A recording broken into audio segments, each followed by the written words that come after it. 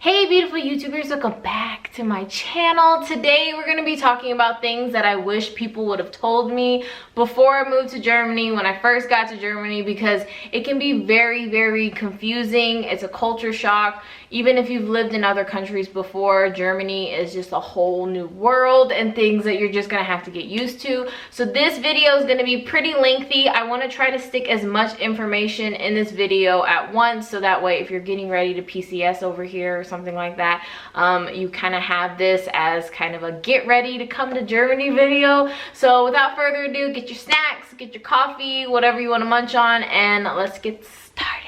The first thing I want to talk about is VAT forms. Now, if you buy stuff on post, you don't have to worry about this, but if you go on the economy, which means that anything off post in the German world, then you're going to have to pay 19% sales tax.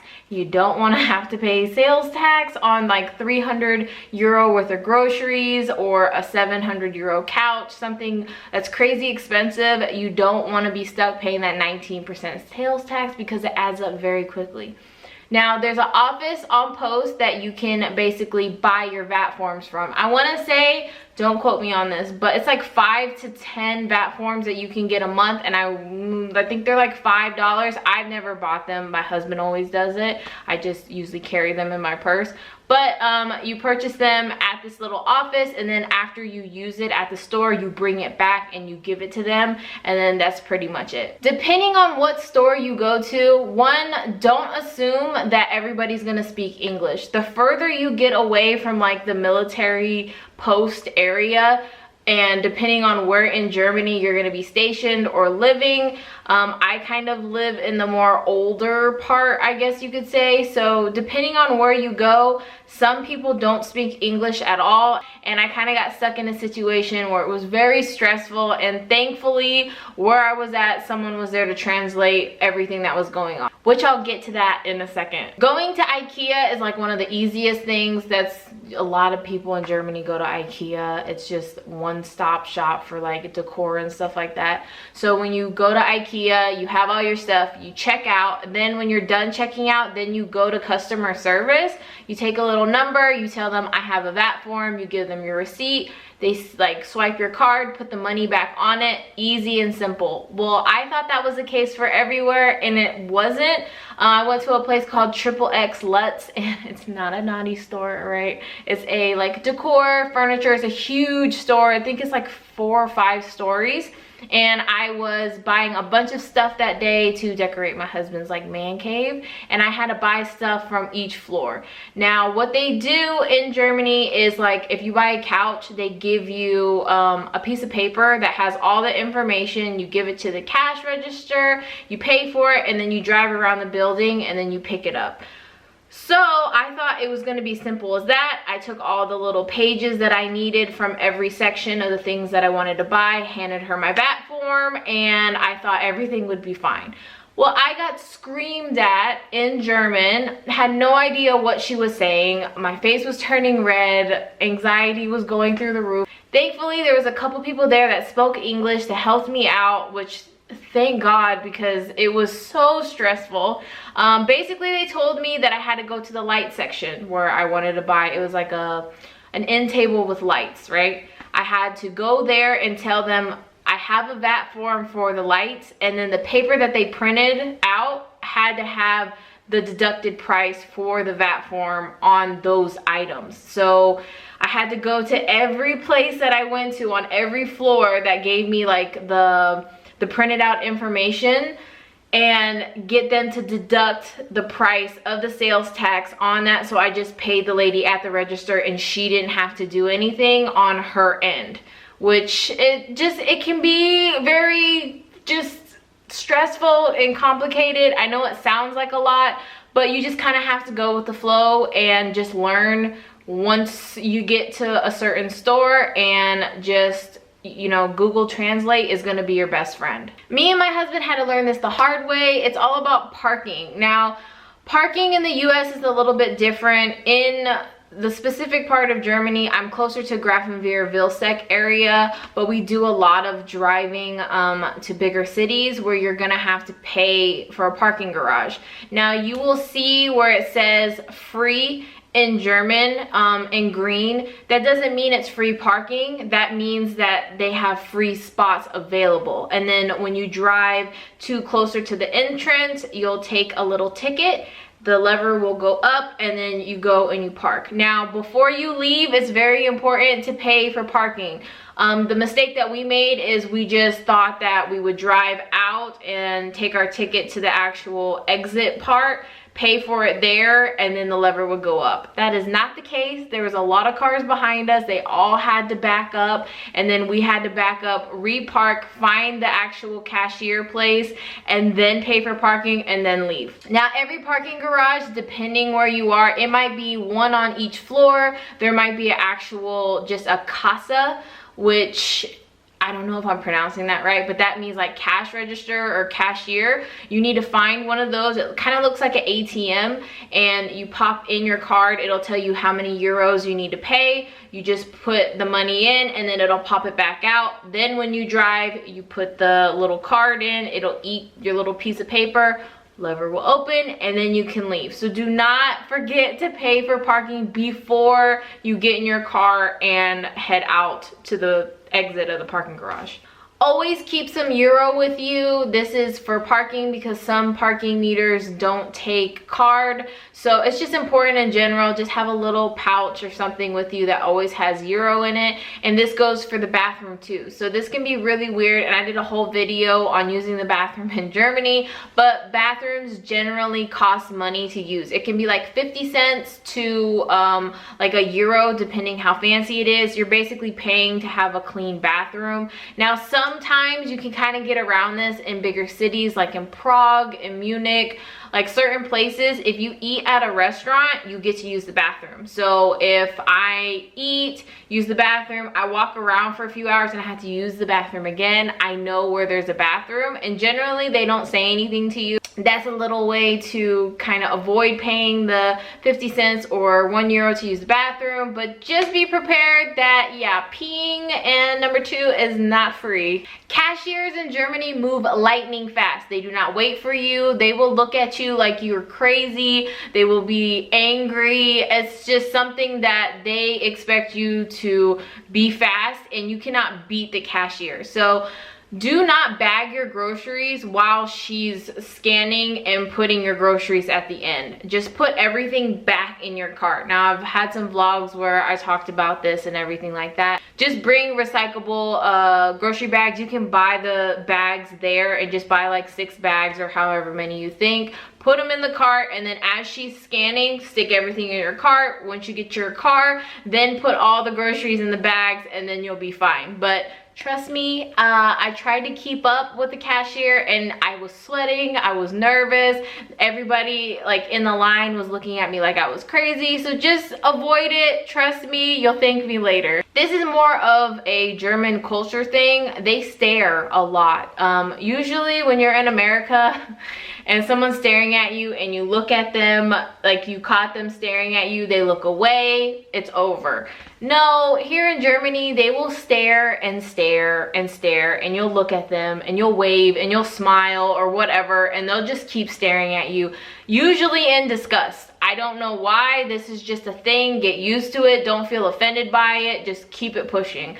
Especially if you look a little bit different, they're gonna stare a lot. There is no AC in Germany. Yes, air conditioning. That is a luxury. If you're in the United States, enjoy it while you can. That goes for hotels, military housing, off-post housing. You're not gonna have air conditioning. Even in the like hotels on post, I don't think they have air conditioning either. So this means you need a lot of fans. I think I have 8 fans, especially for the living room time in the summer, because it gets very, very, very hot. If you can, buy a bunch of fans before you get over here. If you're going to be living in a like government lease housing or on-post military housing, because you will have US plugs. So if you know for a fact that you're going to be living in some military affiliated housing, get a bunch of fans before you get over here, because they don't really sell fans that much in wintertime. And in the summertime, as soon as it gets hot, they're very hard to find. And if you find it on Amazon, it might be really, really expensive. You can actually buy an air conditioning unit. I think they're like 250 to 300 euro, but there's kind of like a gray area. Technically, you're not supposed to have air conditionings in military type housing. You're supposed to get a form that is like approving for you to have the air conditioning in your house, and you're only supposed to use it a certain amount of times during the day, or you can get a ticket. I know there's tons of people that don't care about this rule, that have never gotten ticketed or whatever, but I'm just putting that out there. That's a risk you're gonna have to take on your own if you want to risk getting a ticket or whatever. Some people say, oh no, it's fine. You're just gonna have to decide that on your own, but it does get really hot in Germany.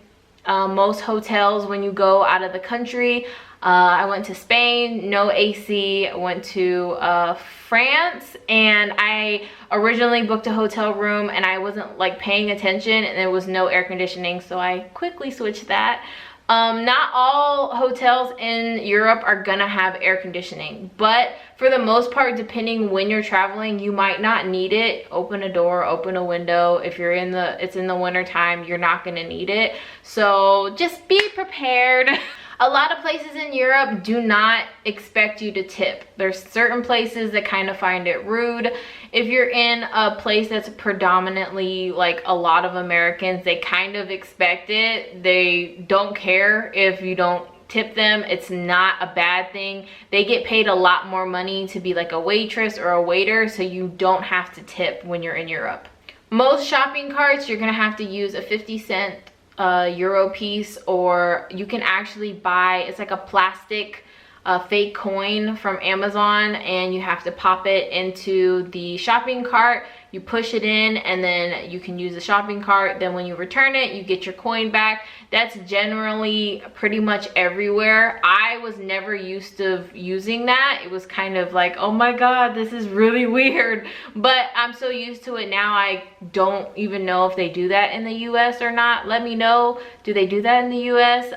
This could be pointless if it does happen in the US, but you do have to pay to use the shopping carts. Packages and delivery here is totally different. In the US, they put your package at the door, they leave. Here, now that it's, you know, COVID time, they will leave certain packages, but for the most part, it's like 50-50. They want you to sign for it, and they want to physically hand you the package. So if you're not here, then you won't get your package, and then you'll have to find it. They'll leave a card like, oh, you can pick up at this location, and it might be way out of the way. So if you're ordering something, you live off post, you're ordering from like Amazon DE, just try to be home when you're getting the package. Leave a note on the door that says leave with neighbor, or put in garage or something. Let them know. Don't just not be there, because they won't leave your package. Returning packages can be really complicated. Now, sometimes if you're doing Amazon, it'll be like Hermes pickup, and then you print it out, you leave it on your doorstep, they pick it up, easy. Sometimes you have to drop it off, and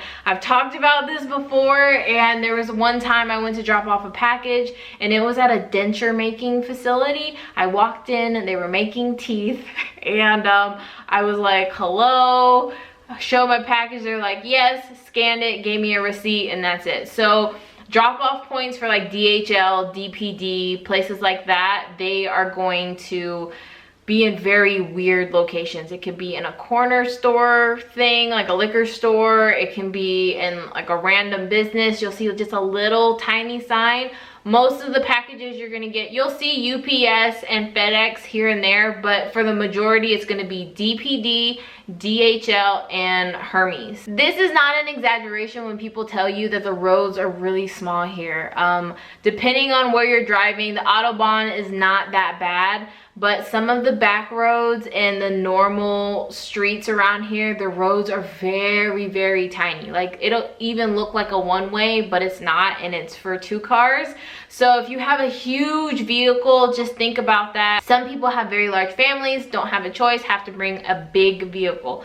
But I will say, for parking purposes, for driving purposes, especially parking garage, they are not large car friendly at all. Even with our vehicle, we have some trouble sometimes getting in small spaces. So just keep that in mind. If you have a very large vehicle, you might love it, but it's gonna be a pain in the butt trying to get around while you're in Germany. Don't kill bees when you get here. They're very protective of their bees, and when you're out and you're eating, you'll notice people are not fazed by bees like whatsoever. If I see a bee, I'm like, ooh, like freaking out. I don't want to get stung. But you don't kill bees. You can get a very, very large fine if you kill a bee, because they are very eco-friendly here. And yeah, so don't kill bees.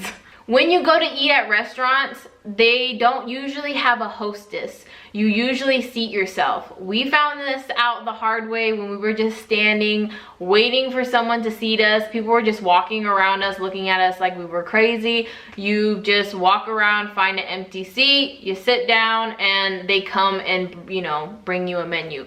Depending where you are, you can ask for an English menu. Some places do have an English menu, some places don't, and you just need to pull out your handy dandy translation app and use it to your best ability.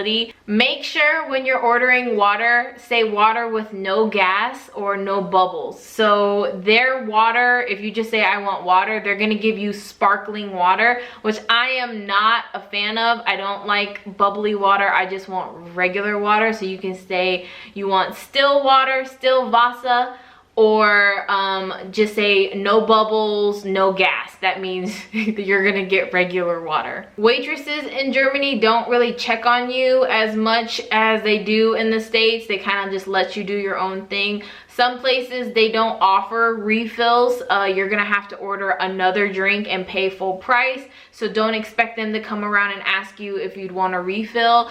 You just have to order another drink and pay for it. And then when you're done eating, a lot of people, especially lunch or dinner time, they're going to want to sit and talk and be there for hours on end. So you need to let them know. You can say "Bezahlen bitte," which is "I'd like the check, please," and or just say "Bezahlen."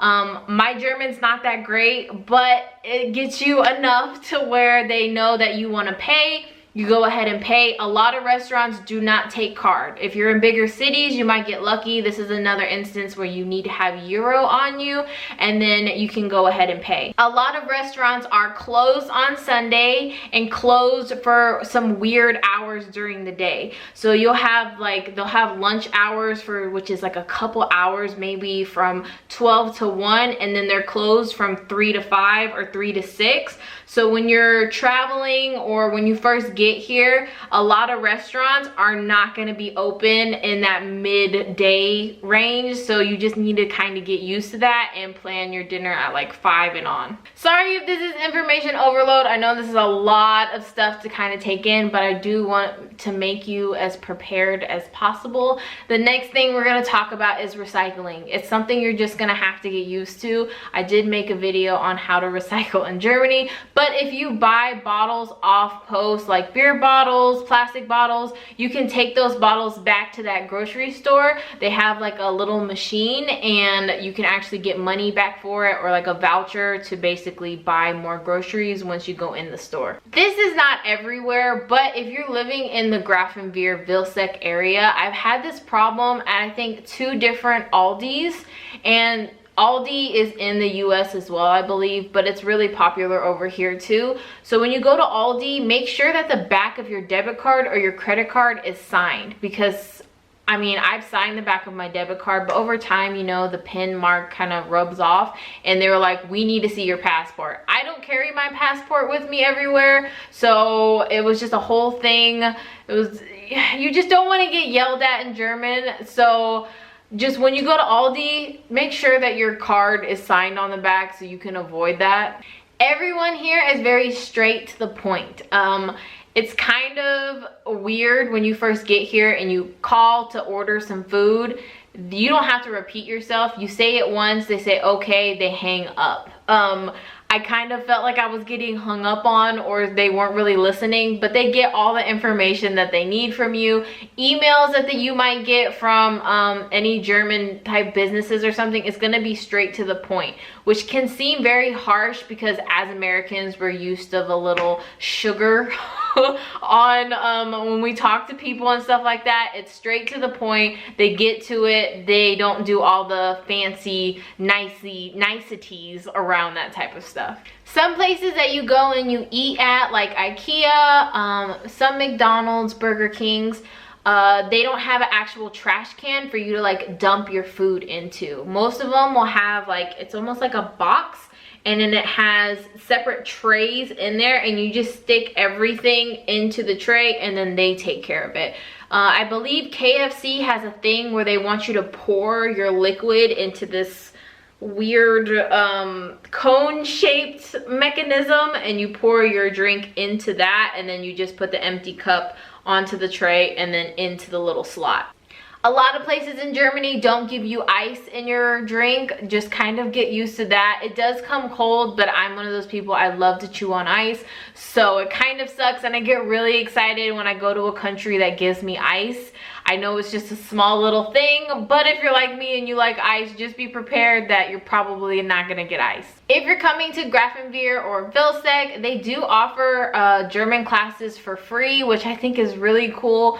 I took German 1 and it was just really complicated, and I feel like I need to take German 1 like 3 times before I even could move on to German 2. But if you're really interested in knowing German while you're here, I do recommend taking that class. It's free. You can't really go wrong with that, just so you can learn the little things like Sprechen Sie English, which is do you speak English, because some Germans want to know that you're actually trying to speak German instead of just expecting them to speak English for you.